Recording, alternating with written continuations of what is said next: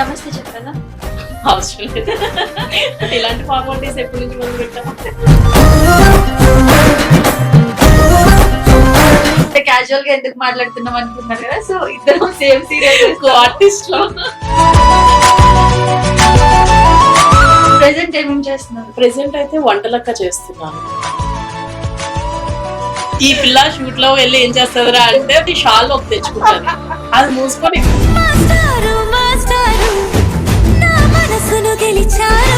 So Anusha గారి నేపథ్యం అంటే ఏం చెప్తారు?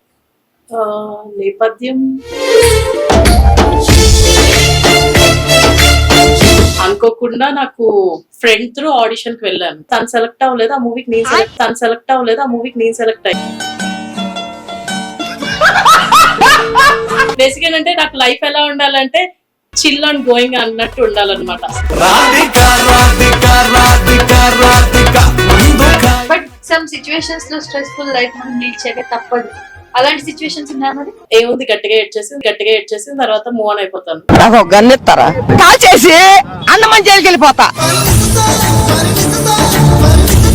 దేవుడిచ్చిన గొప్పవాడం ఏంట్రా అంటే నాకు త్వరగా మర్చిపోతాను. ఇప్పుడు నీతో నవ్వుతున్నాను అంటే పక్కకు తిరిగి సీరియస్ అయిపోతాను. ఒకసారి ఎక్స్ప్రెషన్ మా వ్యూవర్స్.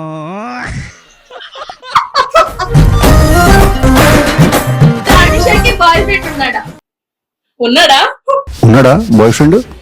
సో ఇంత నవ్వుతూ ఇప్పుడు ఎంత మంచిగా ఉంది కదా, ఒకటేసారి ఏడవడం చూసా. ఒక్క కన్నీటి చుక్క కూడా అది చాలా వాల్యుబుల్ అయితేనే నాకు కార్చాలి.